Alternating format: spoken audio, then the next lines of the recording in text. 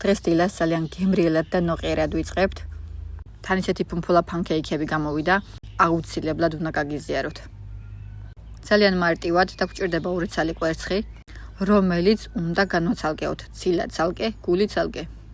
დავამატოთ სასურველი რაოდენობის შაქარი, ამ შემთხვევაში გამოვიყენებ 2 სუფრის კოვს. ჩემი რჩევა იქნება მეტი არ გამოიყენოთ, საკმაოდ ტკბილია 2 კოვზიც. დავამატოთ 1 ან 2 სუფრის კოვზი მაწონი.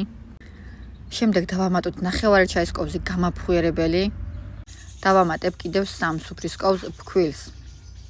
კარგად გადავურიოთ. სულ ბოლოს კი დავამატებ 1 სუფრის კოვს ოთახის ტემპერატურის წყალს.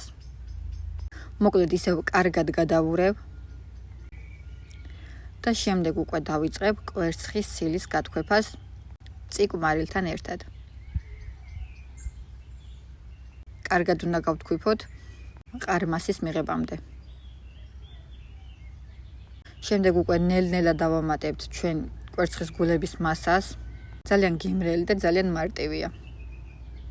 და გამოცხობას რაც შეეხება, გამოვაცხოთ ტაფაზე ძალიან დაბალ ტემპერატურაზე.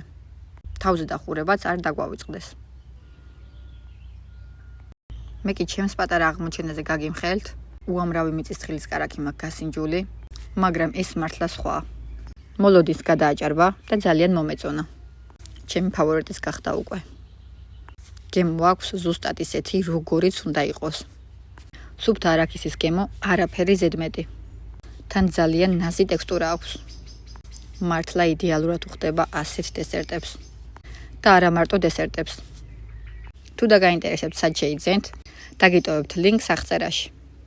კარგი, ახლა ასე გემრიელად უნდა დაგემშვიდობოთ. თუ მოგეწონათ ვიდეო, არ დაგავიწყდეთ სხვისთვის გაზიარება.